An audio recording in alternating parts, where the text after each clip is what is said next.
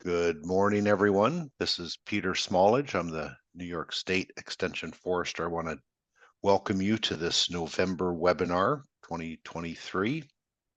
And it's my pleasure to welcome back Dr. Nyland.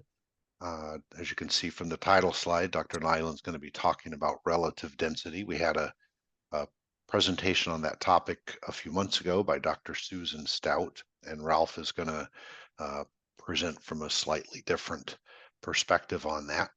And I knew that Ralph had given several presentations over the years. He's been like a consistently very popular presenter, which is great for me because it's super easy and we get a great turnout. And so it's like win, win, win.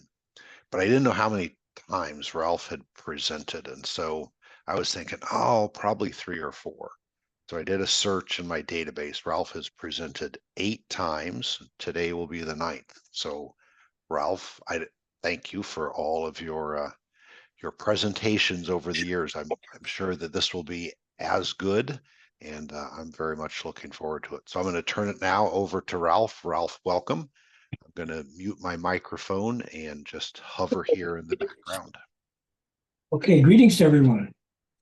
Let's consider some concepts about relative density, how we use it to inform our choices about prescribing thinning, and how we can use it to plan some other kind of treatments for even-aged stands.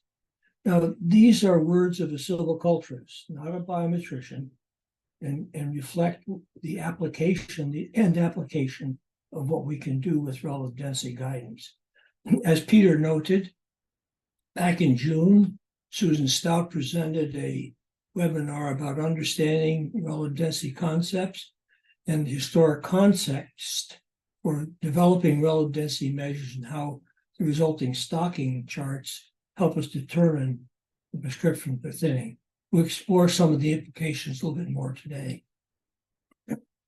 Let's focus on wood production to simplify this, and even more on hardwoods. And remember that we can use thinning for a variety of other purposes as well. But let's focus on wood production and ask how residual density affects production, what that indicates about thinning intensity. Back in 1941, Langstatter from Denmark published a set of curves and some explanations that look like this. The vertical axis is annual production. He called it annual added mass, and the horizontal axis is basal area per acre. So the axis, the vertical axis goes up, horizontal axis go left to right. And he had a series of zones on his chart. In zone 1, stocking is low. Considered that we had a whole bunch of plots. Some were no stocking at all, and others with the absolute maximum that a site would hold. As we went from one level to the next higher and on up, and you would see that in zone 1, there'd be a kind of a steady increase in annual production. Now, I'm talking about accretion, that is volume added to living trees, ingrowth, volume added by trees that just reach measurable sizes, less mortality. In zone 2, annual production continues to increase, but it begins to slow. So you begin to see a curve forming in his chart. And then in zone 3, there's quite a similar range of production from the lower end of zone 3 to the upper end of zone 3. And finally, in zone 4, you see production, the annual added volume decreasing, and in zone 5, it plummets tremendously.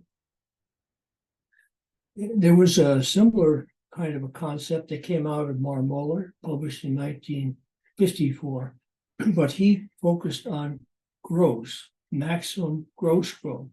That is, he took accretion plus ingrowth and kept track of mortality and added it back in. So vertical axis is gross growth, horizontal axis is relative density.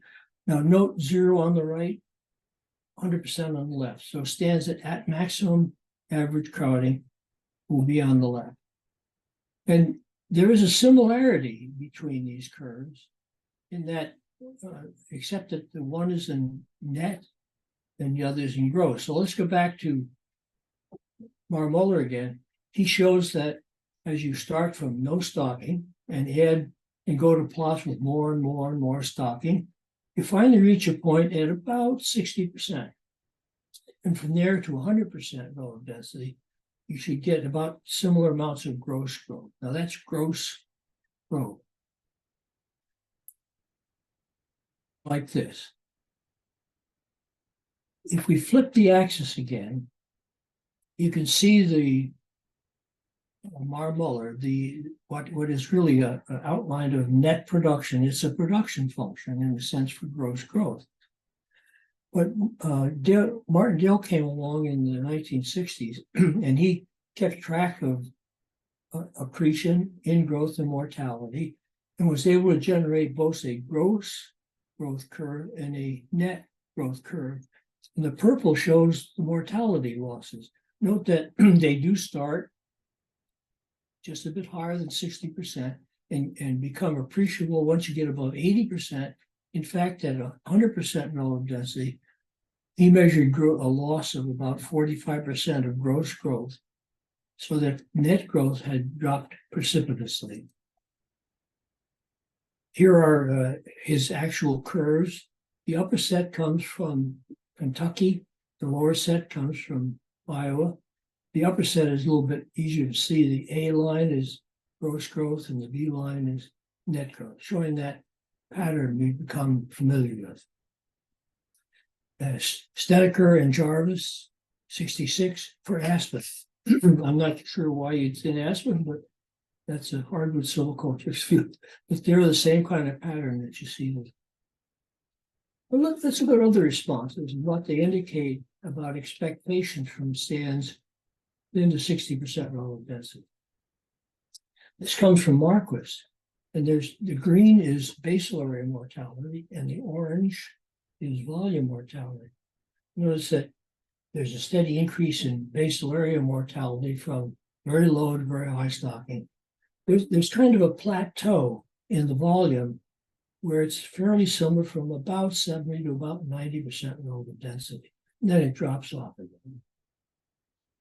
Marquis also generated this curve. It shows that the upper two lines, which are the intermediate, he calls them suppressed, I call them overtop trees, that's where the bulk of mortality is occurring. And the dominance and codominance really is fairly steady from about 80% to 100%, but much, much slower. And below 80%, there's very little mortality in soil timber. So the upper canopy mortality increases with relative densities above 80%. That's upper canopy mortality. Marquis also generated this curve where numbers of epicormic branching or percentage of trees with them versus relative density. And notice that below 60% is a high level of epicormic branches, and it flattens out above 60%. So we put Langstadter's curve and Marmuller's together, and we see some familiar things in these two curves, suggesting that stands into 60% relative density or 60% of maximum average crowding should fully occupy the site for net production, should fully capture incoming solar energy, should fully fix biomass at the level possible for the site, and should maintain stand quality. Optimizing production if you keep the right trees. So this gives us a concept, what we're going to call a zone of action between 60% and 80%, and we'll call that the green zone, You'll thin to 60%, let it grow to 80%, thin back to 60%, keeping stands in the green zone to optimize production to the degree that we can. Well, really, we can represent a pattern of net change through time with the old classic production function. Volume is on the vertical axis.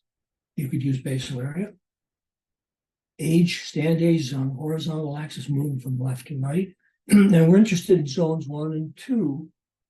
In stage 3, mortality exceeds production, and we begin to get decrease in standing volume. So the purple line represents the stand development trajectory.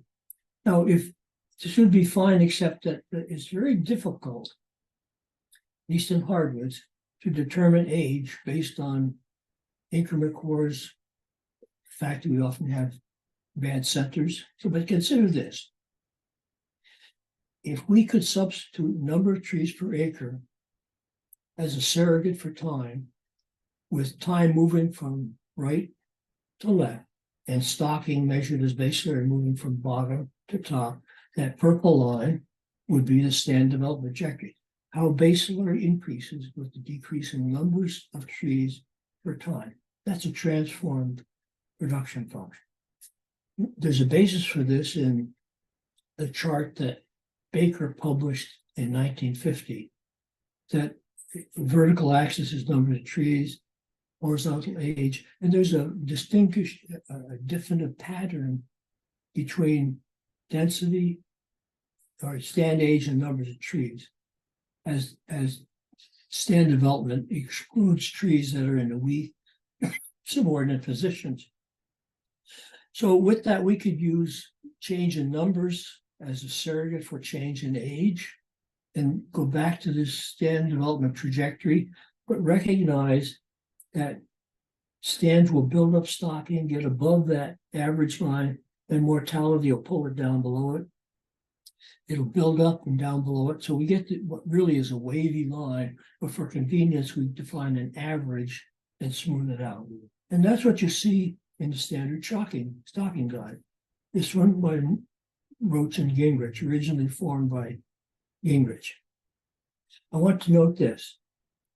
They include in their assessment trees 1.0 inches and bigger, 1.0 inches and bigger. So when you assess the stand, you have to include those trees. Axis again showing a change in the numbers in the basal area as the stand ages. The horizontal axis is decreased in the number of trees as the stand ages, stand moving from right to left. And the yellow or orange line, that's the stand development trajectory as shown by the stocking line. The A line set at 100% relative density or maximum capacity of the site.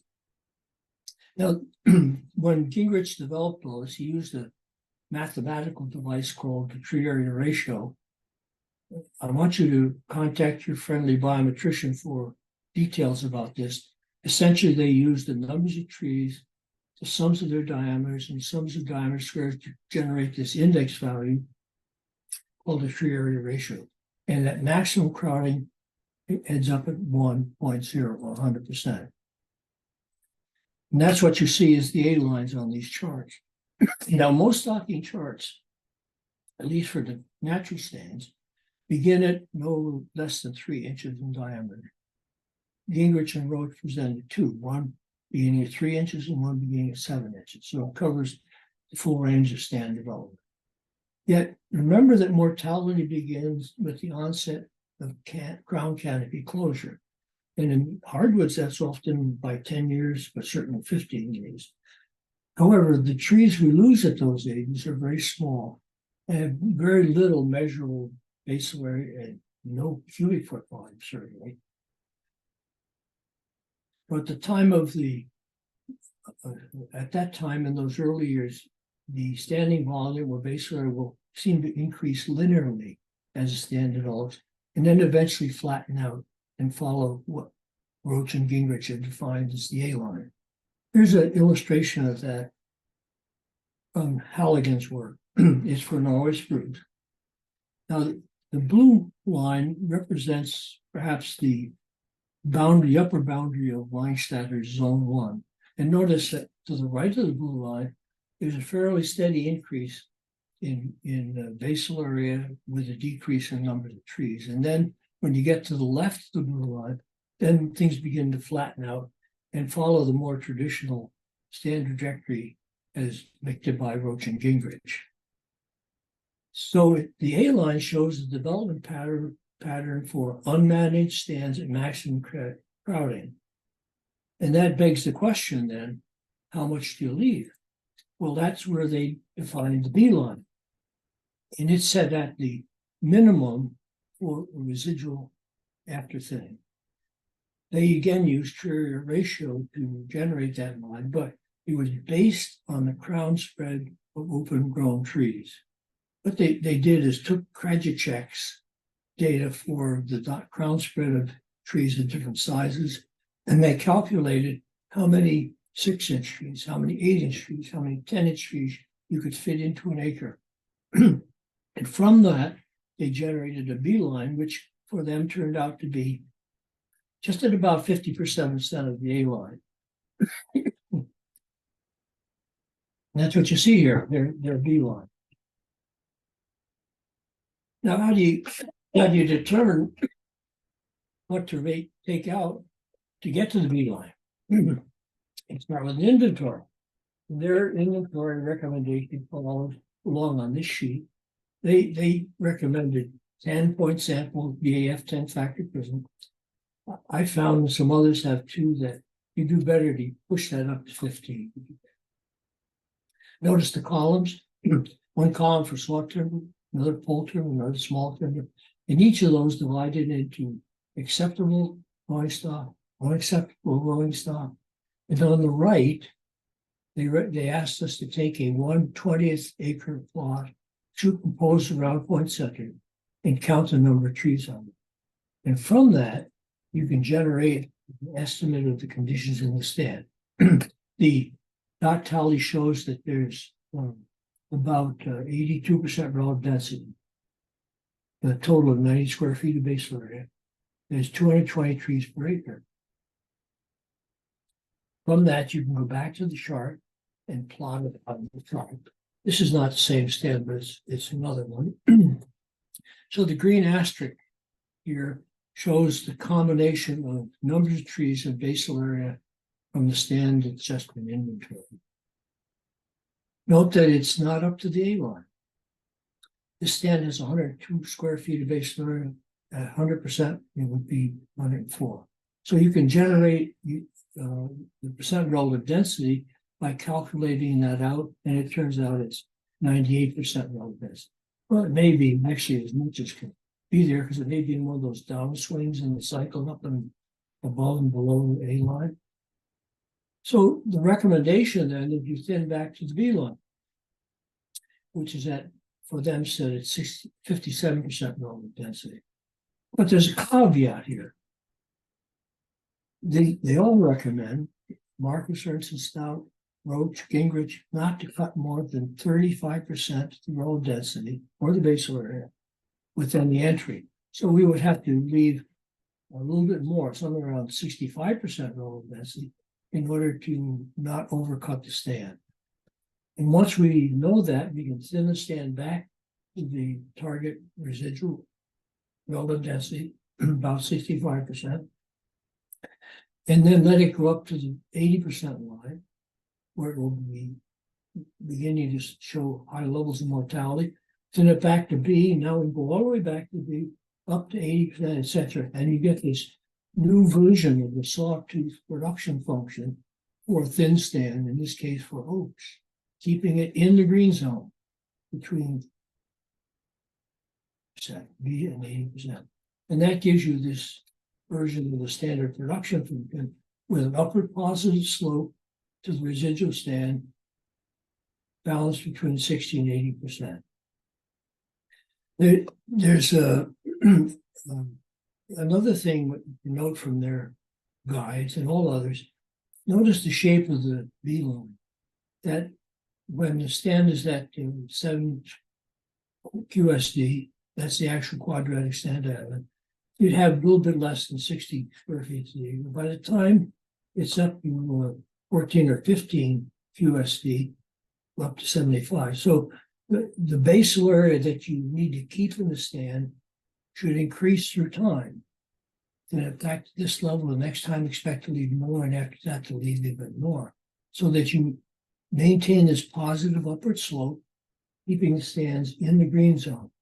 Now if you do that, if you use 80% as the threshold for the thinning, that will define for you the thinning interval. And we have seen in stands as they age, the production, the buildup of basal area is at a decreasing rate. So you have to extend the time between thinning. Again, if you balance between 60 and 80%, that takes care of the decision making. So with all of this, you get the sawtooth production function, classical one, with an upward positive slope and residual basal area increasing every time, and the pre-cut basal area higher and higher with each end. Now here's the alternative. And you find this recommendation in several of the yield tables. Gingrich yield table, the one by Buckman Schnur, for example, they've recommended a constant residual basal area. Some of them often said 90 square feet, and you thin at 10-year intervals. So you see what happens to the production function? You don't let it wait long enough to rebuild, and so the upper peak of that production function decreases through time. And as that decreases, you have less and less to remove each time, and you may find that it becomes something less than commercially operable to do the thing.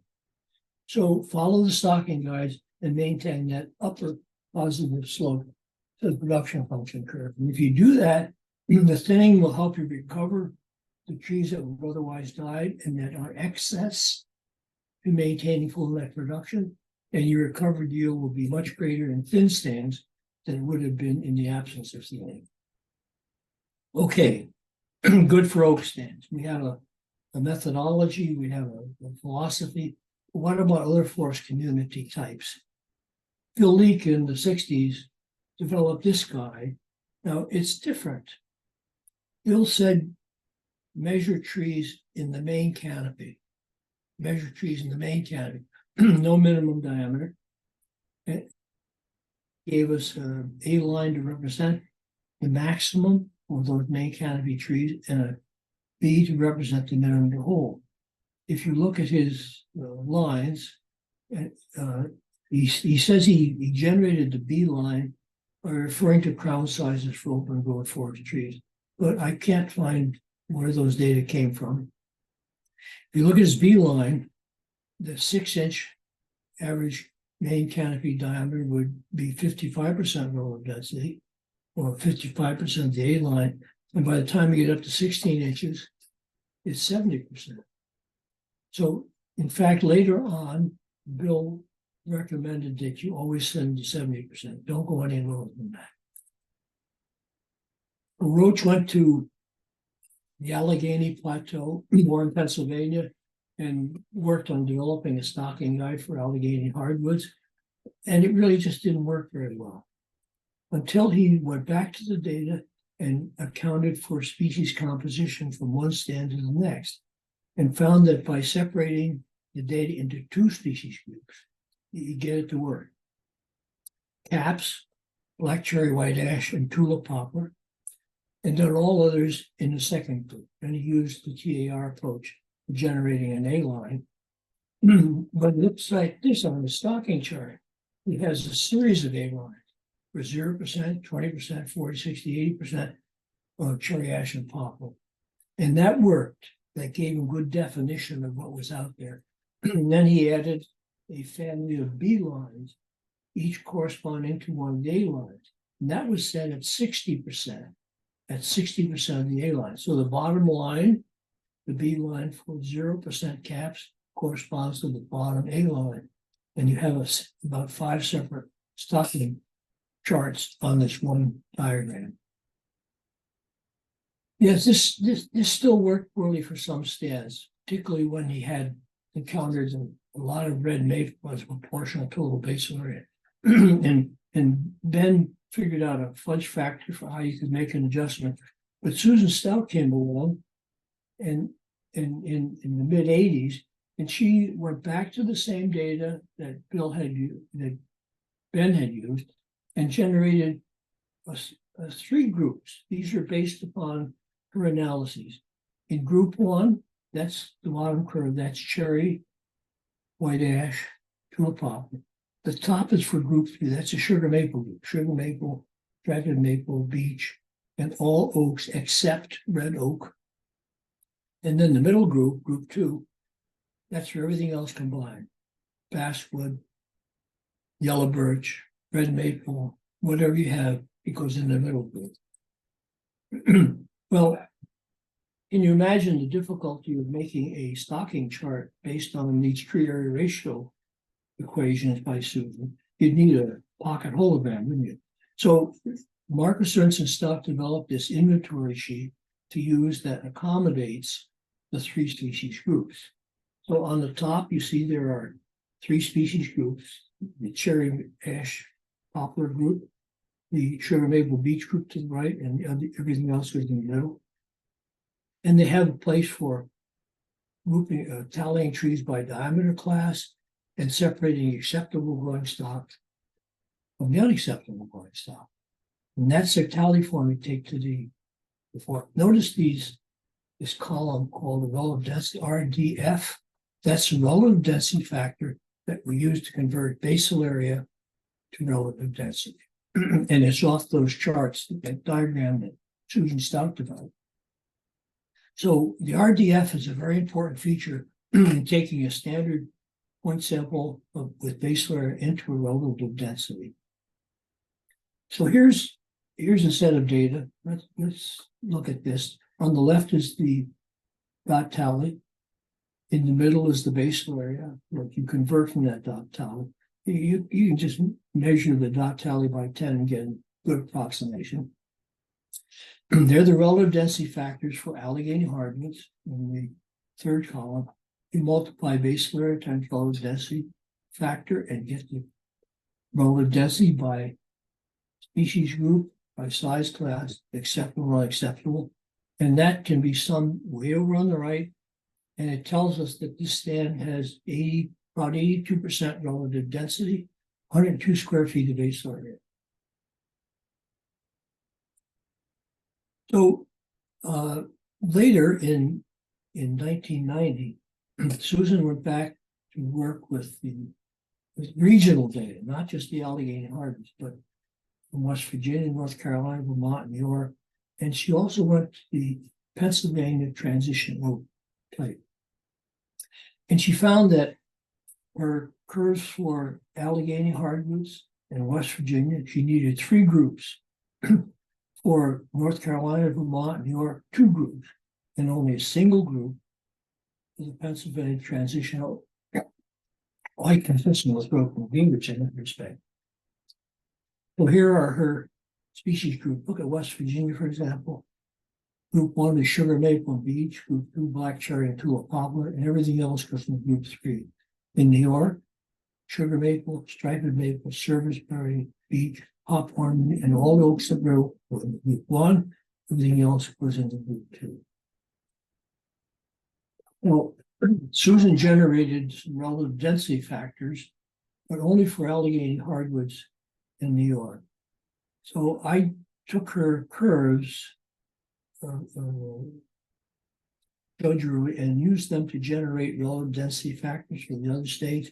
Please note, this has not been verified with the U.S. Forest Service, nor do they necessarily sanctify this. So just move ahead with caution, remembering that you can feel very comfortable with Forest Service sanction of Allegheny hardwoods in New York, but not the West. All right, here's the field sheet for tallying again. And notice the question marks. You take the relative density factors appropriate to your area and write them in. If you have only 2 species groups, you can use only 2 of these sets of columns. I went back and looked at the central hardwoods to get some sense whether I've done it correctly. And here are the relative density factors for upland central hardwoods. And when I checked it against the outcomes from Roach and Gingrich analysis, they matched up. So I have some confidence that the relative density factors you saw will work. Okay, now for species composition by region. What are the evidence for this? In 1977, Tubbs published these stocking guides, one for northern hardwoods, one for hardwoods with at least 20% basswood, one for northern hardwood with 20% hemlock. No, he uses an average diameter of the co-dominant trees. Co-dominant trees, and there's some uncertainty with that. Here's Tubbs' chart for northern hardwoods. And then, again, the upper line is 100% maximum based on the diameters of co-dominant trees. 6-inch average diameter, he wants 71% load density. By the time you get up to 16 inches, he calls for nearly 80% load density. So he wants us to increase our residual density with each progressive entry to the stand as a stand aid. One from Goltz and Metz for southern bottomland hardwoods. He has a special line for street gum and Tupelo. But notice that curve. This is based upon the thinning recommendations by Putnam from the 1960s. It's going to start with 64% relative density for a 10-inch stand and up to about 80% for a stand at 25 inches in time. That's quite consistent with some findings by Dave Marquis. The upper curve is volume, and he's looking at board foot volume in older stand. And notice that he finds that the peak of that curve occurs somewhere between, let's say, 75% relative density and 90%. So we have a bunch of people all telling us as the stand matures, we probably will need to keep more and more residual basal area or greater and greater percent of relative density. Putnam, Lee, Tubbs, Marquis. But then at some point you just stop thinning because you got openness in the canopy, you got mainly the large diameter tree if you've done proper thinning, and the canopy closes much more slowly as the trees age. So you don't need to thin anymore once the stand reaches that stage. By the way, did you notice the C line? You see it on several of the stocking lines. It's the level of relative density that will go back to the B level within the 10 to 15 year period. So you could use that C level as an index to know when a stand is worth keeping for future management or not. I'm not talking about stands who have been given shelter with seed cutting, but stands that have been given other cutting techniques. Below sea level, very bright understory. You should see understory vegetation establish and persist. Well below sea, it'll remain under stock for a very long period of time. You probably ought to replace it. That's what we find often in stands given heavy diameter limit cutting below sea level. And because of a lack of seed source in these cases, you often get the understory filled with herbaceous and other interfering plots. Remember, these are guides. We use them as guidelines for making prescriptions. The right guide depends upon your forest community type, so find the one that fits your stands. But what more? A word of caution. These graphs only suggest the conditions for full site utilization. They do not predict actual production at any one site. The actual volume added depends upon multiple factors, and that will vary from one site to another. Keep watching the Journal of Forestry for a paper coming from David Ray and that group up at Maine who are trying to improve upon this and using a different approach. Perhaps they give us better estimates of volume change associated with these things. All right, what else can we learn from relative density and growth and expectations from controlling stocking? If these represent full production for a stand, then what about for an individual tree? Helms, Daniel, and Baker gave us this diagram, and they had a curve which shows that you get maximum individual tree growth with stocking at 35% or lower, 35% or lower. And as you go to higher and higher residual basal area, they represent the number of trees per acre. Then you see that the growth falls down. There's what I think a consistency with zone 1 of the Langstatter charts, in that there's a major change in individual tree growth at the end of zone 1, the beginning of zone 2. Perhaps that's the 30 to 35% relative density. Note that Marquis also uses 30% as the threshold for maximum tree growth, and that tree growth decreases thereafter, whereas stand production will optimize somewhere about 60 to 80%. So individual tree growth will decrease after about 30 to 35% relative density, but still is better than in the non-cut stand, where individual tree growth will slow appreciably. All right, so we have these two hypotheses to help us understand something about the nature of a stand and prescribing thinning. Remember, experience and judgment should inform whatever you decide to do. And that includes making a choice about what trees to favor. Let's go back to the crown classes. Now, they apply only to even-age stand, and they generally indicate that trees differentiate in size and vigor as the stand develops. Here's a curve from Osman. These are oaks in Europe, and he uses crown class system by Kraft, a little different than ours. The vertical axis is increment in volume by a tree, and the horizontal axis is crown area for the tree. Now notice the trees with the best canopy position, marked in green here, have the best growth and the biggest crowns. And as you go down through progressively through lower and lower crown classes, then you see less and less grow, smaller and smaller crowns. That's consistent with the work that LaRue did for northern hardwoods in New York Adirondacks. The blue is codominant trees.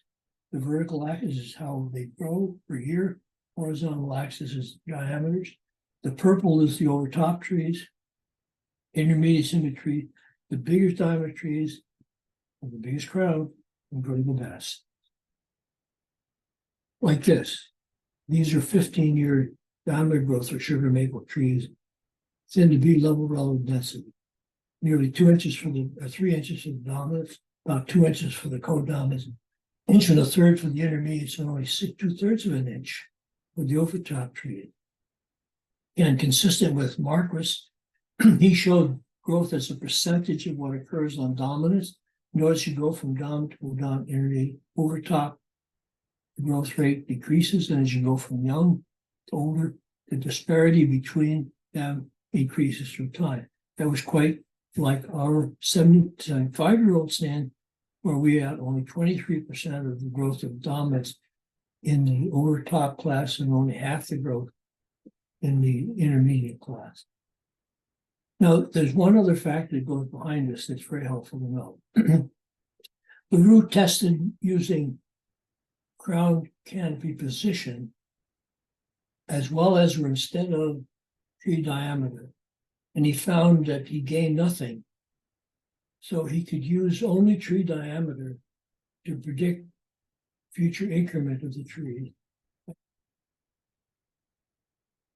So we can depend upon measures of diameter as an index to diameter growth, and we've done that. This is for sugar maple, change in diameter in stands cut to 60% relative density. The orange line at the top, or yellow, whatever it is 20-inch tree. The blue line at the bottom is an 8-inch tree. The big trees grow better after crown thinning. And further, the data show that the disparity in size and growth rates between the smallest and the biggest trees increases through time. Small trees never grow as well as big trees. So keep the big trees. And if you don't, then your production is going to be based on these lower curves. Slower growing trees, they're going to produce less in a given amount of time. So don't cut the big trees. Leave the big trees and cut the small trees. Also, we found that when you separated growth of the 12-inch tree by relative density, the 45 and 60% plots do much better than the 80 and 100% plots. So it gives a little bit of reinforcement to the earlier suggestions that you should cut back to 60% and not leave them at higher residual relative density. To keep the big trees, cut adjacent small ones in favor of the big trees, in favor of dominants and codominants, trees like these. For this, a desirable stand growing well. Remember, relative density guides help us to define a range of stocking where we should anticipate full net production per acre. We can cut to a range of residual densities without sacrificing that net growth. But the more you leave, the sooner you must thin again.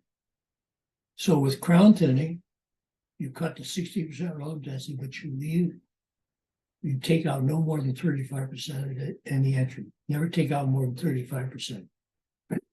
You take 2/3 of the cut from below the average diameter and 1/3 from above. That's a general rule. Then again, when a stand reaches 80%.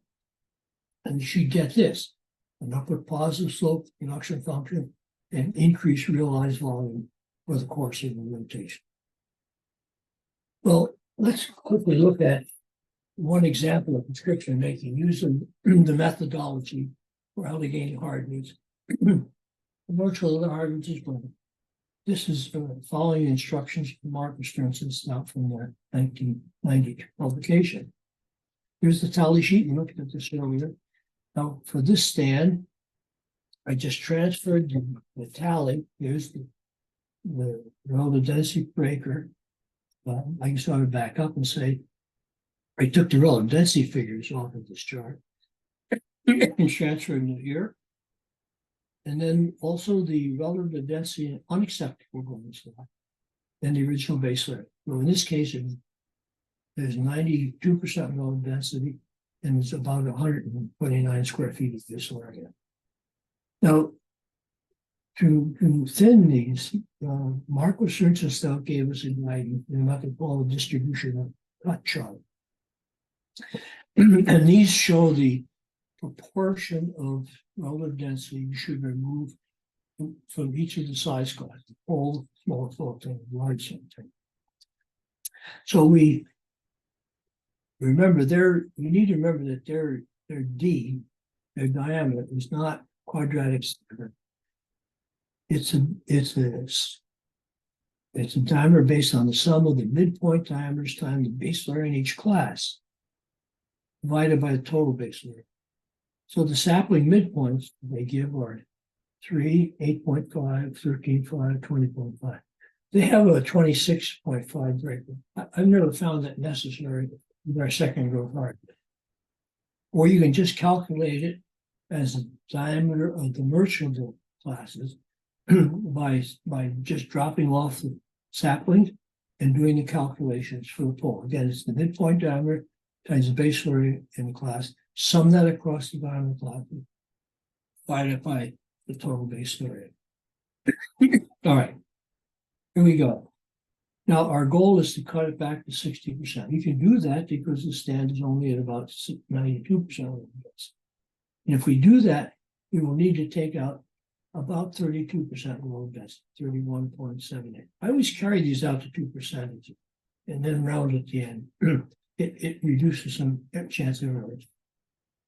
So we would want to cut in this case about 68% of the cut comes from poles, 26% sawtooth, 6% from what I call medium sawtooth.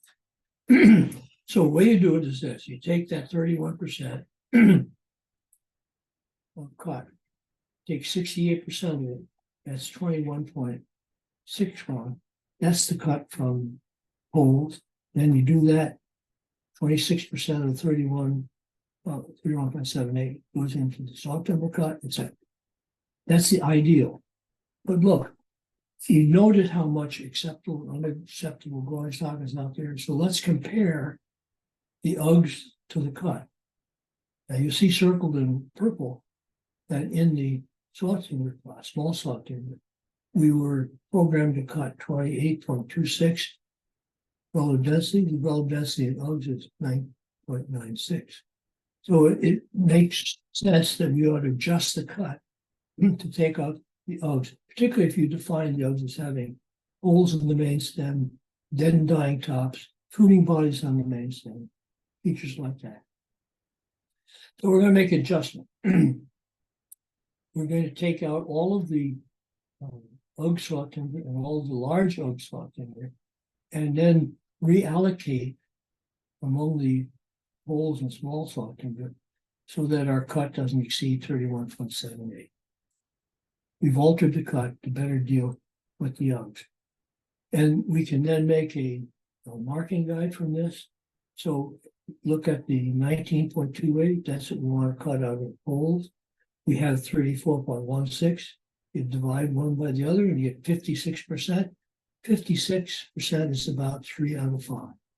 So we go out there, we're going to look to take out about 3 out of every 5 poles. That gives us an intensity for marking. 1 out of 5 for the small saw timber, a quarter, 1 out of 4 for the larger tree. And if we do that successfully, then we should end up with 85 square feet of base layer distributed as shown in the very right-hand column. Panic. Mark Research and Stout provide very good descriptions on how you go through this. And you get worksheets to help you do this with ease. So look, where does this take us? Silviculture focuses on residual stand. It doesn't focus on the cut, it focuses on the residual. And if you do that, you can sustain the values into the future. Stocking guides help us to understand the conditions in an even age stand, to plan the alternative thinning treatments or other treatment we can give it, and then to anticipate something about the consequence. Remembering, keep best trees.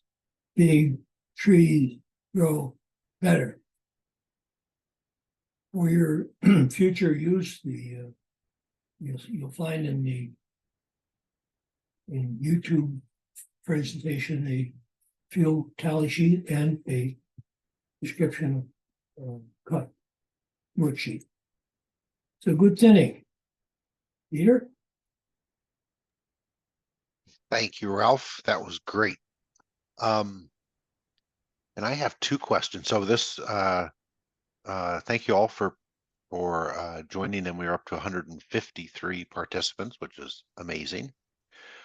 This is the opportunity. If you have questions, please feel free to type those in to the chat box. And I got 2 that I want to get started with. So one that's like chronically plagued me, and you mentioned this, Ralph. You talked about how Bill Leake's stocking chart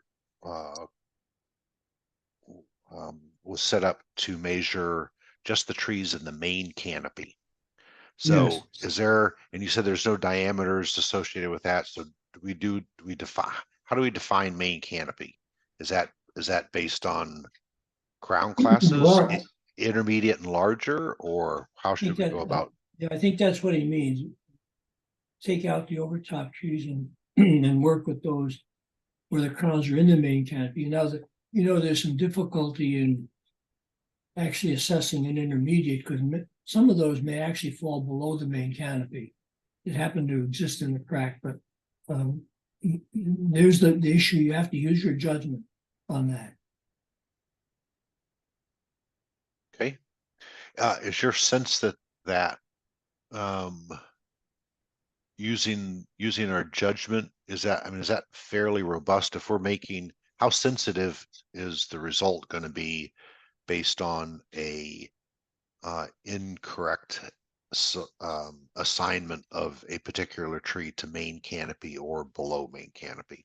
Is it? I don't know. I just feel more comfortable using the 1.0 threshold and following the procedures outlined by Mark Research and Stout, but using relative density factors appropriate to New York or wherever you are. Okay.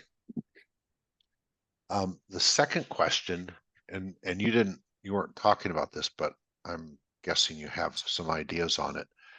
I've often heard of thinning shock, and I'm wondering, and there's a question about, not removing more than 35%. So I'm wondering, so is there really such a thing as thinning shock. For a while, I was of the opinion that thinning shock only happened where you cut the bigger trees and left trees behind that were not acclimated to being in full sunlight.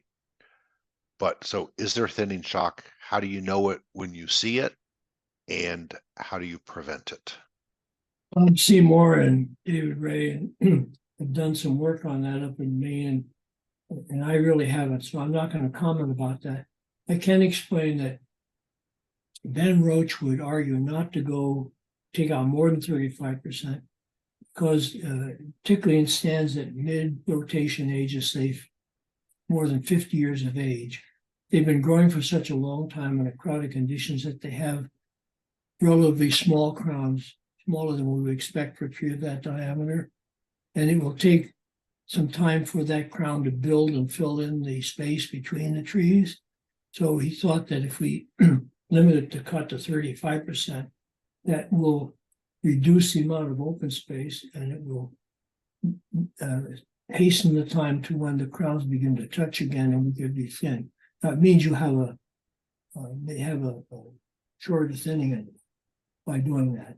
But his argument was based upon the constricted crowns on trees that had grown for more than 50 years in an unthinned crowded condition. So if you were working in a younger stand, for example, some maple producers I've talked to, they're trying to get into relatively small diameter stands, that restriction to 35% may not apply. Yes, I think you want to look things over carefully and make a judgment about what it would look like. But if you look at the oak guides and some of the other stuff, there's not much hesitancy about going to relatively low residual relative density. In fact, the oak guides, for some of them, the data from Martindale show that even cutting back to, say, 50%, you're not going to lose a lot. Now, what you will lose is protection from epicormic branching. Right. So there's a powerful argument to not go below 60% in order to control epicormics. And that's most important among the oaks, like white oak, but also black cherry and yellow birch will feather out if you expose them. Okay. Thank you. So that actually, I think, covers the first question that was Aaron had written in about the 35% threshold. James wants to know, so this came in about halfway through the presentation. So I'm trying to recall the context, but the question is, doesn't the practice of crop tree management accomplish a similar result? I think that's where you were talking about the thinning, the repeated thinning cycles. So do you want to talk about relative density in the context of crop tree management? The things I've seen about crop tree management don't include estimates of relative density, but the thinning is controlled by how many trees you take out around the crop tree. And the extreme approach would be to identify crop trees at some ideal spacing or minimum spacing and then cut everything else out. But then there are other guides which say take out 2 crown touching trees. So relative density, I think you would find that in the most drastic of the treatments for crop tree management, the relative density could very well drop well below 60%. The stands I've seen done that way look more like a shelterwood seed cutting than thinning. Now, the work that Miller and those people have done down in Virginia, West Virginia, they have quite a bit of information about crop tree management, and I would refer anyone to that to see what recommendations they have. Okay. Next question is from Aaron, and he says, if this is about even-aged management, is there an end point to the multiple thinnings? So example, specifically when the final removal should happen. to ultimately release the new cohort of advanced regeneration, assuming that's present. So how do you segue from a intermediate treatment to a regeneration treatment, and what are the kind of guidelines or metrics to be attentive to? Now, the experience I've beginning in stands that are about 65 to 75 years of age. If you do a crown thinning and leave robust upper canopy trees, you will get a lot of seed production from those trees. And we've seen advanced regeneration develop after the first thinning. Now, in our case, we had a multiplicity of species, even black cherry and white ash forming in the understory. But by the end of a normal thinning cycle, those shade tolerant trees had begun to drop out, or at least they were very flat topped. If you back in when that sand reaches 80% and thin again, you will see a very vigorous understory response, particularly the sugar maple. So I think once you get that understory formed and it's at least knee high, you could bring the rotation to an end and do a removal cutting. In a sense, the last thinning will be acting similar to a seed cutting. And you'd have to, at that point, you might want to do it in 2 stages. Say, cut everything back then to at least 50% lower density. That's what Marcus Ernst and Stout have been recommending. We've done seed cuttings back to 40%. And just to make sure that you don't get a negative response from sudden exposure, that advanced regeneration very suddenly. So I think once you get that regeneration up to knee high, you could begin this final cut where you reduce below 60%.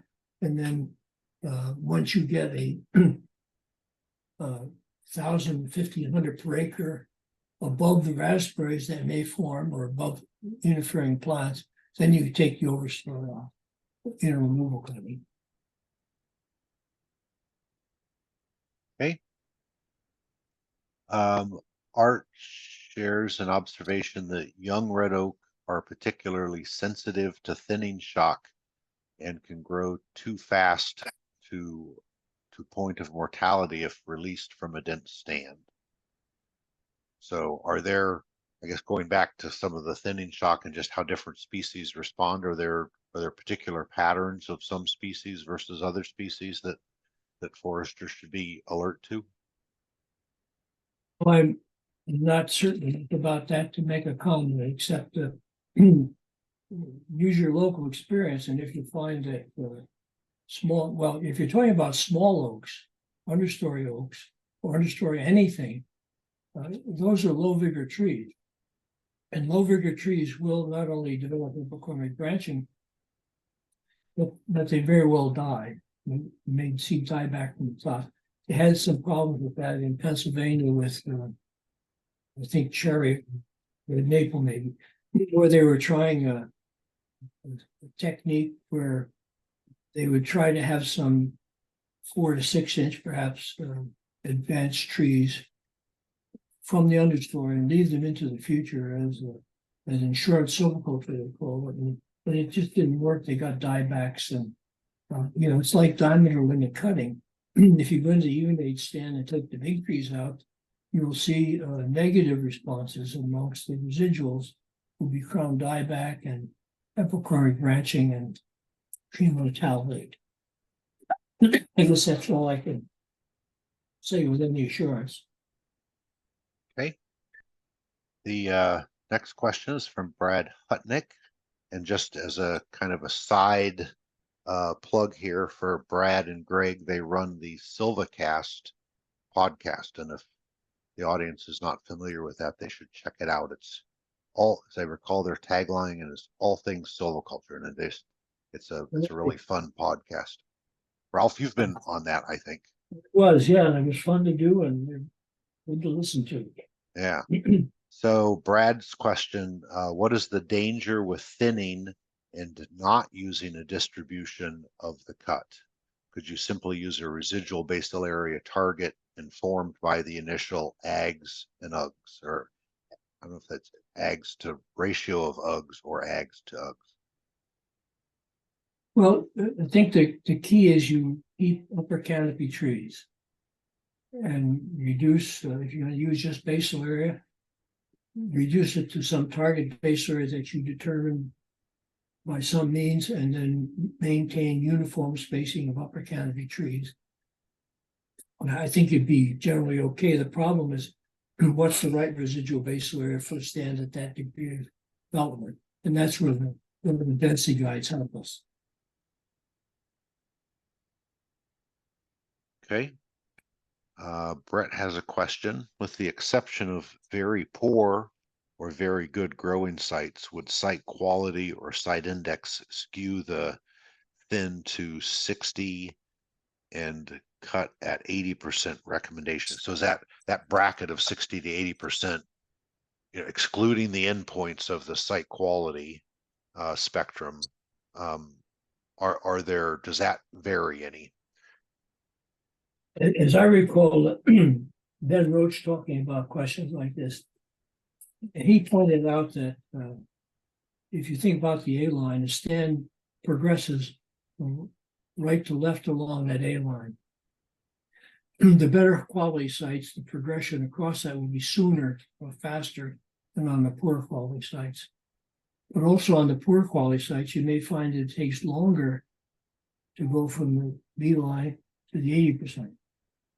So he was suggesting that you could ignore site index, really, not forgetting extremes of site index, but you could probably ignore site index and still use this as a guide to programming or thinning.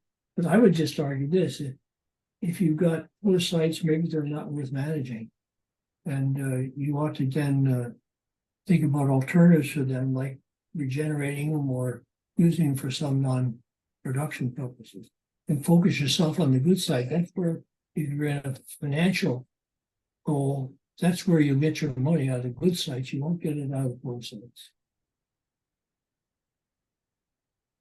Okay. Martin says a lot of foresters survey or do inventory work with basal area measurements as opposed to relative density. Are there software programs out there that prescribe cutting treatments or cutting programs that translate the basal area measurements into relative density so they know how to achieve the optimum level of stocking? That's what I tried to quickly illustrate at the end. If you look at the publication by Mark Sternson Stout, the first step in using the distribution and cut chart is to convert basal area to relative density. Actually, you do that in the inventory sheet. You convert basal area to relative density. So at least you should use that approach, that methodology to get your basal areas. And then if you want to work with basal area after that, perhaps you figure out a way to do that. But there is illustrate the method I illustrated gives you that option of converting basal area to relative density. And Ralph, you used a manual approach to calculating that distribution of cut. Would you get the same basic information if you entered the data into Silva? I think the current version of Silva is Silva 8. So if you entered that data into Silva, yes, that right, as long as you have the proper relative density factors in there. Silva is a more ubiquitous program that helps you think about the entire management strategy for a stand, not just programming and thinning.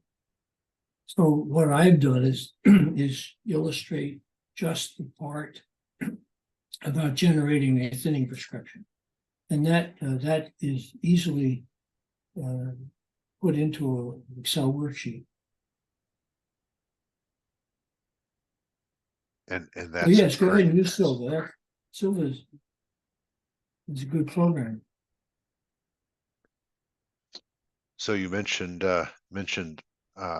putting this into Excel spreadsheets, and that's as you were saying that, Patrick Crasted was thanking you that he still mentions he still uses the even age marking guides that you had taught in advanced silviculture 20 years ago, and he was glad you had him build his own computer spreadsheets. So Yeah, Roger Nissen helped me to develop